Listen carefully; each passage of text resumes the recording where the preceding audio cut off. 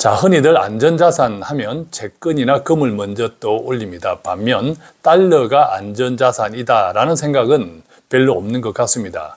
물론 달러 패권 붕괴니 어쩌냐 하면서 달러에 대한 국제적인 위상이 달라진 것은 사실입니다. 심지어 페트로 달러라고 하죠. 즉 중동 원유를 거래할 때 반드시 달러로 결제해야 하는데 지금은 달러 결제 비율이 80%에 불과합니다.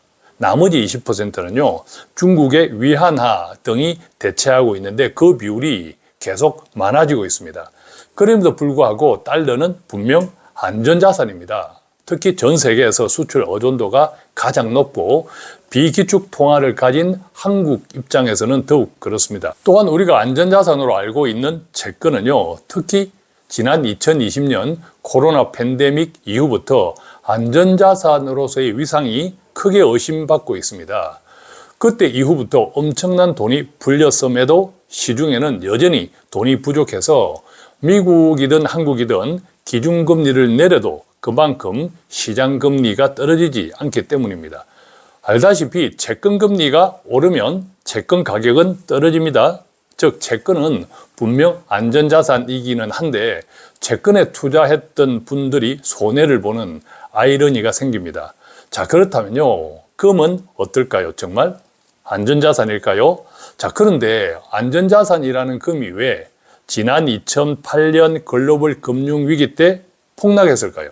또한 2022년 금리 인상기에도 폭락했고 지난해 4월 관세 폭탄 시기에도 폭락했습니다. 또한 미국과 이란 전쟁 국면에서 폭락했는데 그렇다면 금은 정말 안전자산이 맞을까요? 그렇다고 금이 안전자산이 아니라는 뜻은 아닙니다. 그러나 안전자산으로서의 금은 달러와의 관계를 이해할 때 여러분들의 자산 관리에 많은 도움이 됩니다. 특히 지난 1년 동안 금값이 치솟은 것은 인플레이션으로 돈 가치가 떨어졌기 때문만은 아닙니다. 가장 큰 이유는 달러 패권과 관계되는데요. 즉 인플레이션이나 심지어 안전자산으로서의 금이 아니라 또 다른 안전자산, 어쩌면 금보다 더 강력한 달러와의 관계를 잘 이해할 때 여러분들의 자산을 지키고 불릴 수 있습니다. 지금부터 시작합니다. 자, 먼저 지난 30년 동안의 환율 추이부터 간단히 볼까요? IMF 외환위기 1997년도 그때 1900원을 돌파했거든요. 그러다가 글로벌 금융위기 국면에서 2008년 1500원을 돌파했습니다. 2022년 금리 인상기였죠. 자, 그때 1,400원을 돌파했고요. 그 다음에 2024년 4월달 그때 중동 분쟁 초기였는데 그때도 1,400원을 돌파했습니다. 그리고 지난해 12월 달에는 1,500원에 근접했습니다. 그러다가 미국 이란 전쟁이 터진 3월 달에는 1,500원을 돌파했습니다. 자, 그러니까 지금 환율은 2008년 글로벌 금융위기 수준입니다. 그런데 지난 1년 코스피가 2배 이상 올랐는데 환율은 왜 떨어지지 않을까요? 오래전부터 달러 패권이 붕괴된다는 이야기가 유튜버 썸네일마다 도배하다시피 했는데 자, 그런데 환율은 왜 계속 오를까요? 미국 장기 국채, 즉 달러를 사겠다는 사람이 줄어들면서 금리가 오르고 반대로 미국 장기 국채 가격이 떨어지는데도 환율은 왜 오르기만 할까요? 일각에서는요, 시중 통화량, 즉 돈에 유통되는 양 M2 또는 M3라고 하는데 이것이 돈이 너무 많이 풀려서 환율을 끌어올리고 있다고 주장합니다. 물론 통화량도 영향이 있습니다. 통화량은 특정 시점에 시중에 유통되는 돈의 총량을 뜻하는데 한국은행이 공급하는 현금뿐만 아니라 지금 은행에 있는 예금 등이 다 포함됩니다. 2025년 9월 기준으로 보면 지난해죠. 한국의 M2 광의 통화량은 4,430조 원을 넘어서 사상 최고치를 기록했다고 합니다. 이처럼 한국의 통화량은 꾸준히 증가하고 있습니다. 이것은 물가와 금리는 물론 환율에도 당연히 영향을 미칩니다. 자, 구체적으로 보면요. 한국은행 자료인데 지난해 3분기 기준 한국의 GDP 대비 M2, 즉 통화량 비율은 153.8%로 집계되었습니다. 이 비율이 100%를 넘어선 것은 2008년 글로벌 금융위기 때였습니다. 그러다가 코로나 팬데믹 때인 2021년 2분기에 마침내 150%를 넘었습니다. 지금은 그것보다 더 높습니다. 반면 미국의 GDP 대비 M2 비율은 지난해 3분기 71.4%라고 합니다. 한국의 절반에도 못 미쳤죠. 미국 역시 코로나 팬데믹 때는 90%를 넘어서기도 했지만 그 이후에 많이 떨어졌습니다. 한국은 오히려 그 반대인 셈이죠. 참고로 일본은 지난해 3분기에 무려 243.3%였다고 합니다. 한국보다 100% 가까이 많습니다. 또한 중국 역시 지난해 통화량이 GDP 대비 200%를 넘었었습니다. 자, 그렇다면 한국을 비롯한 일본, 중국의 공통점은 무엇일까요? 그렇습니다. 경기 침체입니다. 한국도 반도체 빼고 나면 제대로 된 산업이 없는 것이 현실입니다. 지금 현재 코스피 전체에서 삼성전자와 SK하이닉스가 40%를 차지할 정도입니다. 그래서 가능하면 돈을 계속 풀어야 합니다. 그것이 독인 줄 알면서도 당장 죽지 않으려면 풀어야 하는 것이 한국과 일본 그리고 중국이 처한 현실입니다. 그런데 비록 통화량이 환율에 영향을 미치기는 하지만 이것 하나 때문에 환율이 오르는 것은 아닙니다. 예컨대 최근 위안화 가치는 오히려 오르면서 달러 대비 위안화 환율은 7위안 밑으로 내려온 상황입니다. 또한 한국은 가계 자금이든 기업 자금이든 주로 은행에서 자금을 조달하지만 한국에 비해서 자본시장이 크게 발달한 미국 같은 경우에는 주로 투자 시장에서 자금을 조달하는 차이도 있습니다. 결국 환율은 우리 경제가 좋아져야 개선될 수 있다는 뜻입니다. 예컨대 환율이 떨어지기 위해서는 여러 가지 조건이 맞아야 합니다. 한국 경제도 좋아져야 하고 미국에 대한 의존도도 감소해야 하고 글로벌 경제가 안정되고 투자 시장의 변동성도 줄어들어야 하고 중동이든 어디든 지정학적 리스크가 감소해야 하고 등달아 한국 주식도 올라야 하는데 지금은 한국 주식이 오른 거 빼고는 전부 좋지 않은 상황입니다. 즉 달러 패권 붕괴니 어쩌냐 하는 것과 상관없이 특히 한국인에게 달러 자산은 어쩔 수 없이 중요하다고 강조하는 이유입니다. 자, 그렇다면 이제부터 금에 대한 이야기를 해보겠습니다. 금은 정말 안전자산일까요? 그런데 왜 지난 2008년 글로벌 금융위기 때 폭락했을까요? 또한 2022년 금리 인상기에도 폭락했고 지난해 4월 관세 폭탄 시기에도 폭락했고 또한 미국과 이란 전쟁 국면에서 안전자산이라고 하는 금값은 폭락했는데 자, 그렇다면 금이 정말 안전자산이 맞을까요? 금융위기든 관세 폭탄이든 전쟁이든 갑자기 위기가 닥치면요 시중에 돈이 귀해집니다. 기업도 마찬가지이지만 투자시장도 마찬가지입니다. 예컨대 투자시장에서는요 개인이든 심지어 헤지펀드든 상관없이 빚을 내어서 투자한 것도 있고 옵션이다 공매도다 해서 주가가 떨어지면 당장에 큰 돈을 밀어야 하는 경우도 엄청 많습니다. 그런 경우들이 한꺼번에 닥치면 우리는 그것을 신용경색이라고 합니다. 자, 신용경색 국면에서는요 돈 자체가 모자라기 때문에 모든 자산들이 고전할 수밖에 없습니다. 예컨대 돈이 많은 빅테크 기업들은 괜찮다 이런 것도 안 통합니다. 그때는 뭐든 돈 되는 것은 팔아서 달러를 만들어야 합니다. 그래서 금을 던지는 것이고 금값이 폭락하는 겁니다.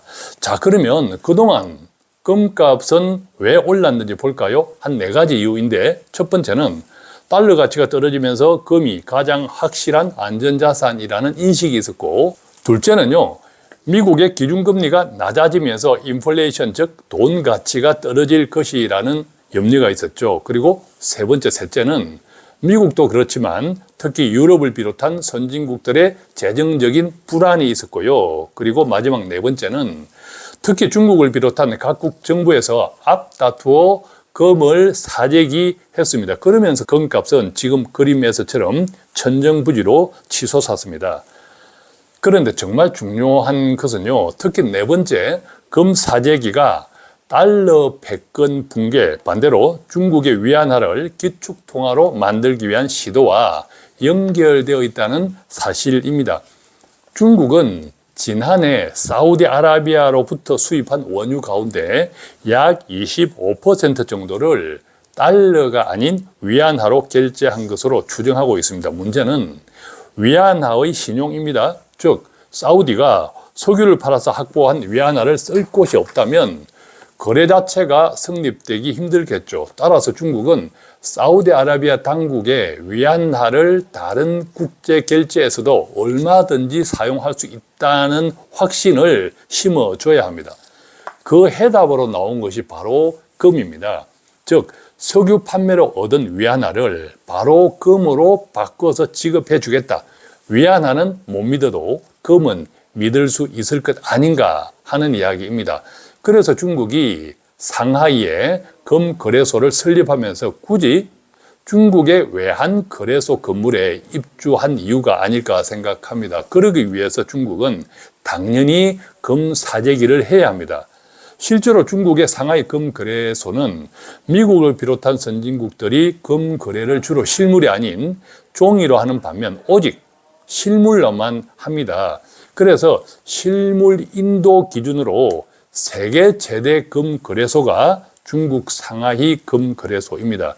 이 같은 중국의 전략은 지금 통하고 있는 중입니다. 예컨대 사우디는 석유 수출로 얻은 위안화로 중국 물품도 사고 중국 내에 사업도 투자도 하면서 나머지는 금으로 바꿔 가져가거나 상하이 금 거래소에 보관하고 있습니다. 그리고 지금은 사우디뿐만 아니라 아랍에미리트나 이란, 베네수엘라 등도 속속 페트로 위안화 대열에 합류하고 있습니다. 즉 달러 없는 원유 거래가 계속 늘고 있다는 이야기입니다. 미국과 이란 전쟁에서 이란이 호르무즈 해협을 안전하게 통과시키는 조건으로 원유 대금 결제를 위안화로 해야 한다라고 말한 것은 대단히 의미심장한 사건이기도 합니다. 중국이 현재 금 보유량은 약 2,306톤이라고 알려져 있습니다. 자, 미국은 그 3배 가까운 8,133톤입니다. 그런데 중국의 금 보유 증가 속도가 가히 파죽지세입니다. 지난 2022년 10월 이후에 꾸준히 매입량을 늘려왔다고 하는데 현재 중국의 보유 외환 내에서 금이 차지하는 비중은 약 8.5% 수준으로 유럽에 비하면 형편없이 낮습니다만 이것은 뒤집어 이야기하면 앞으로 더 사들일 공간이 충분하다는 뜻이기도 합니다.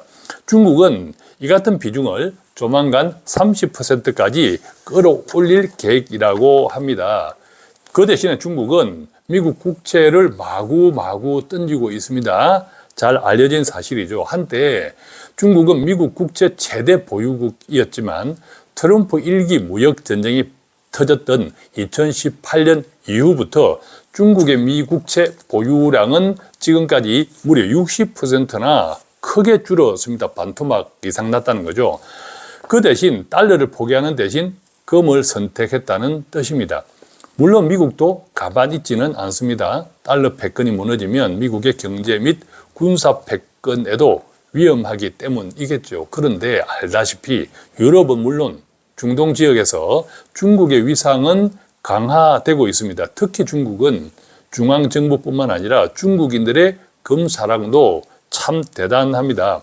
세계금위원회 통계에 따르면요, 지난 2025년 중국인들은 약 432톤의 금을 사들인 것으로 집계됐는데 이것은 전 세계 금 거래량의 무려 3분의 1 수준이라고 합니다. 물론 이 같은 현상은 국제 금 시세에 당연히 영향을 끼쳐왔고 앞으로도 그럴 것입니다. 즉 중국 입장에서는 금이 그저 안전자산이 아니라 달러 패권과의 전쟁이기 때문에 쉽게 끝낼 전쟁은 아니다라는 사실입니다. 자, 그렇다면 앞으로 금값은 어떻게 될까요? 이것은 그동안 금값이 왜 올랐는지 살펴보는 것으로 이해할 수 있습니다. 자, 왜 올랐습니까? 아까 우리가 함께 공부했죠. 첫 번째, 달러 가치가 떨어지면서 금이 가장 확실한 안전자산이라는 인식 때문이었는데, 자, 근데 이것은 전쟁과 같은 지정학적 리스크나 금융위기 등과 같은 신용경색을 초래할 수 있는 리스크가 현실화되면 달러 가치가 올라갑니다.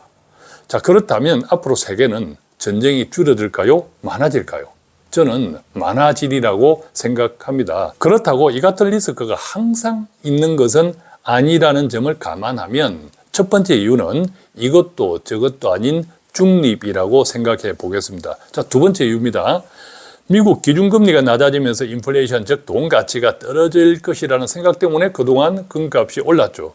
그런데 이것은 앞으로 금리가 사실상 오르거나 반대로 최소한 떨어질 가능성은 크지 않다는 점에서 금값에 불리하다고 생각합니다. 세 번째 이유 볼까요? 금값이 올랐던.